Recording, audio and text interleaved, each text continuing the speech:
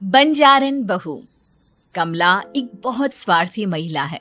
उसने पैसों के लिए एक ऐसे इंसान से शादी की जो पहले से शादीशुदा और एक बच्चे का पिता भी था।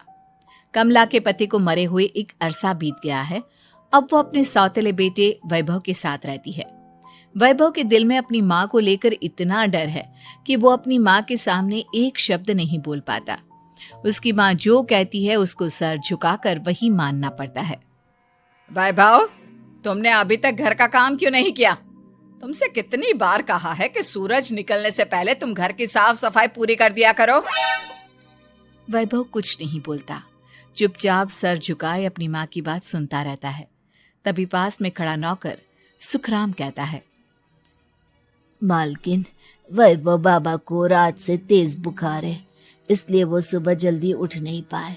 उनके बदले मैं घर की साफ सफाई कर देता हूँ। इसे कोई बुखार नहीं है। मैं इसे अच्छी तरह से जानती हूँ। ये सब काम न करने के बहाने हैं। सुखराम काका, बोल दो इसे, सारे घर का काम यही करेगा। और इससे समय पर अपना काम पूरा नहीं किया तो इससे आज का खाना भी नहीं मिलेगा। मगर मालकिन, वैभव बाबा की सच में ही तबीयत खराब है, आप एक बार देख तो लीजिए।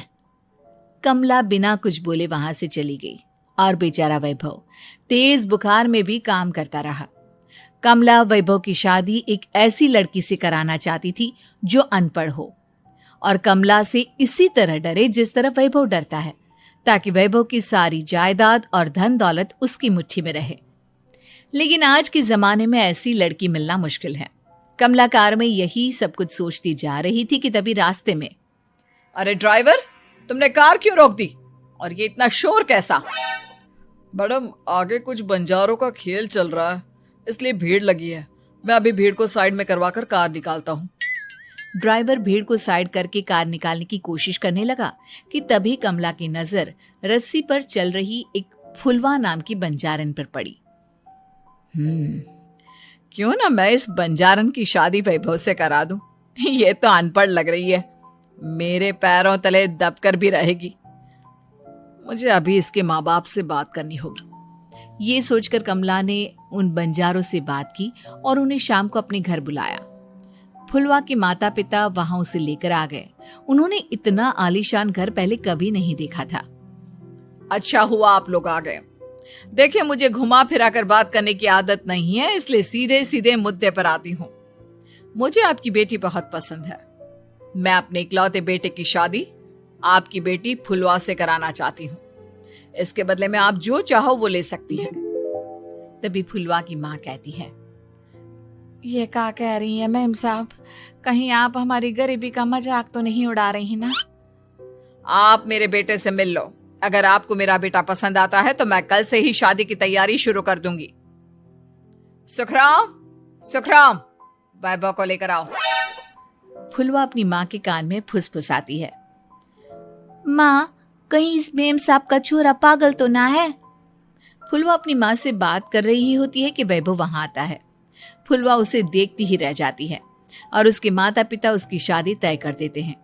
शादी वाले दिन किसी को फुलवा और वैभव की बेमेल विवाह की बात समझ में नहीं आती। फिर भी एक औरत कमला से पूछ ही लेती है, कमला जी, आपने अपने इकलौते बेटे की शादी देहाती गवार से क्यों करा दी? ये बंजारन आपके घर की बहू बनने लायक तो नहीं है। कम से कम अपने स्टेटस का ही ख्याल कर लिया होता। बहू तो अपने टक्कर की लाती, आपने तो बंजारन को ही बहू बना लिया। अब कमला को समझ में नहीं आ रहा था कि इस बात का क्या जवाब दे। वो कुछ देर चुप रही और सोच समझ कर कहती है, बहन जी, आपको तो पता है आजकल के बच्चे किसी की बात कहाँ सुनते हैं। मैं तो अपनी बहू एक पढ़ी लिखी और अपनी सोसाइटी की ही ढूंढ रही थी। लेकिन मेरे बेटे ने मेरे सामने इस बंजारन को लाकर खड़ा कर दिया।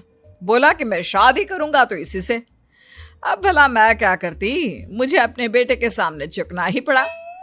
कमला की ये बातें सुखराम भी सुन रहा था। उसने ये सारी बातें वैभव को जाकर बता दी। काका, मैं तो फुलवा को जानता भी नहीं, फिर माँ मेरे बारे में झूठ क्यों कह रही है? अरे बेटा, तुम कितने भोले हो, तुम्हें कुछ भी नहीं पता। तुम्हारे पिता अपनी सारी संपत्ति तुम्हारे नाम करके गए हैं। तुम्हारी माँ नहीं चाहती कि यह संपत्ति तुम्हें मिले, इसलिए उन्होंने तुम्हारी अनपढ़ लड़की से शादी करवाई ताकि तुम्हारी तरह वो भी अपने हक के लिए आवाज ना उठा सके। सुखराम काका, मैं क्या करूं, आप ही बताओ। माँ के सामने आते ही मेरे हाथ पैर कांपने लगते हैं। मैं माँ को कुछ भी नहीं कह पाता। वे दोनों बात कर ही रहे थे कि अचानक कमला वहां आ गई। कमला को देखकर दोनों घबरा गए। तुम दोनों फिर कभी बातें कर लेना, अभी फेरों का समय हो गया है, चलो जल्दी आओ। इस तरह फुलवा और वैभव की शादी हो गई। अगले दिन कमला ने फुलवा को बुलाया और उसे नसीहत देने लगी। देख बंजारन, तुझे मैंने अपनी बहू बना तो लिया है, लेकिन तुझे इस घर में आँख कान मुंह बंद करके रहना होगा। घर का काम कर और अपने पति से मतलब रख, समझी? कमला का ऐसा रवैया फुलवा को बिल्कुल समझ में नहीं आया। उसने वैभव से इस बारे में बात की। सुनिए ना, माँ जी ने जिस तरह मुझसे बात की मुझे अच्छा नहीं लगा। शादी से पहले तो वो मुझसे बहुत अच्छे से बात कर रही थी, लेकिन शादी के बाद उन्हें क्या हो गया? तुम ज्यादा मत सोचो, जैसा माँ कहती है वैसा ही करो। ये कहकर वैभव वहां से चला गया। अगले दिन वैभव को घर के नौकरों की तरह काम करता देख फुलवा को बहुत हैरानी हुई। फुलवा ने इस बारे में सुखराम काका से बात की तो सुखराम काका ने फुलवा को सारी बात बता दी। अब फुलवा को समझ में आ गया कि उसकी सास ने एक बंजारन को बहू क्यों बनाया। एक दिन वैभव घर का काम कर रहा था, तभी उससे कांच की प्लेट टूट गई। किसने गिराई ये कांच की प्लेट? वैभव को वहां खड़ा देख कमला ने छड़ी से उसे मारना शुरू कर दिया। उसके पैर में कांच चुभ गया और खून बहने लगा, लेकिन फिर भी कमला उसे मारे जा रही थी। ये देखकर फुलवा ने कमला के हाथ से छड़ी छीन ली और तोड़कर फेंक दी। बंजारन, तेरी इतनी हिम्मत, तूने मेरे हाथ से छड़ी छीनी? कमला फुलवा को थप्पड़ मारने ही वाली थी कि फुलवा उसका हाथ पकड़ लेती है। ओ सस माँ, मैंने मॉम की गुड़िया ना समझ लियो। बंजारन हो बंजारन, ईंट का जवाब पत्थर से देना जानती हूँ। आज के बाद मेरे या वैभव जी के ऊपर हाथ उठाने की सोचियो भी ना, समझी ससु माँ? ये कहकर फुलवा वैभव को लेकर वहां से चली गई। उसने वैभव के पैर पर पट्टी बांधी, उसके आंसू पोंछे। वैभव ने पहली बार किसी के दिल में अपने लिए इतना प्यार महसूस किया। अब फुलवा वैभव का हर काम में हाथ बटाती, उसका बहुत ख्याल रखती। इस तरह दोनों बहुत ज्यादा नजदीक आ गए। वहीं दूसरी ओर कमला सारी जायदाद अपने नाम करने की साजिश करने लगी। और एक दिन, वैभव, वैभव, जल्दी बाहर आओ। कमला की आवाज सुनकर वैभव और फुलवा अपने कमरे से बाहर आ गए। जी माँ, आपने बुलाया? ये ले, इन कागजों पर साइन कर दे। वैभव कागजों पर साइन करने ही वाला था कि फुलवा वैभव के हाथ से पेन छीनकर कहती है, ना वैभव जी, आप इस पर हस्ताक्षर नहीं करेंगे। आओ बंजारन, मैं तुझसे बात नहीं कर रही। ये बात मेरे और मेरे बेटे के बीच की है। चुपचाप पेन दे दे, नहीं तो तेरी खाल उधेड़ लूंगी। ससु माँ, बंजारन की खाल इतनी भी ढीली ना होवे कि कोई भी उधेड़ लेवे। जो यकीन ना आता हो तो देख ले उतार के। और हाँ, बंजारन जरूर हूँ पर अनपढ़ ना हूँ। मैंने भी पता है कि किसी भी कागज पर साइन करने से पहले उसे अच्छी तरह पढ़ लेवे हैं। पेन देती है या नहीं?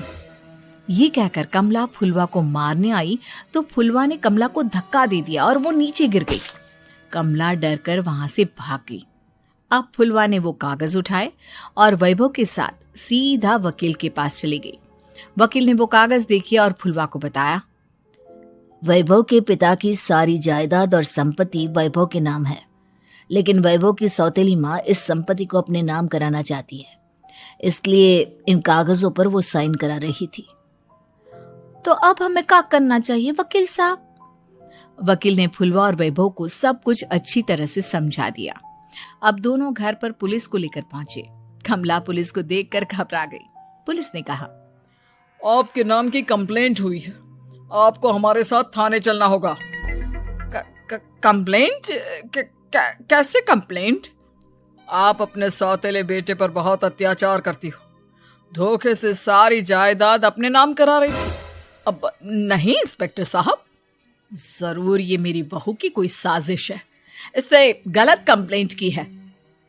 मैडम, शिकायत आपकी बहू ने नहीं बल्कि आपके बेटे वैभव ने की है।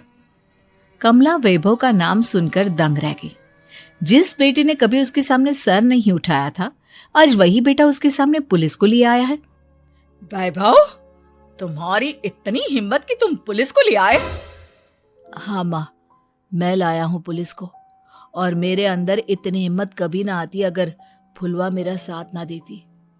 आपने बंजारन बहू को लाकर अपने ही पैर पर कुल्हाड़ी मारी है माँ। मैडम, अब की बात खत्म हो गई हो तो चलो हमारे साथ।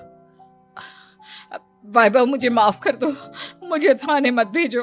आज के बाद मैं तुम्हें कभी नहीं मारूंगी, तुम्हें कभी परेशान नहीं करूंगी, मुझे माफ कर दो।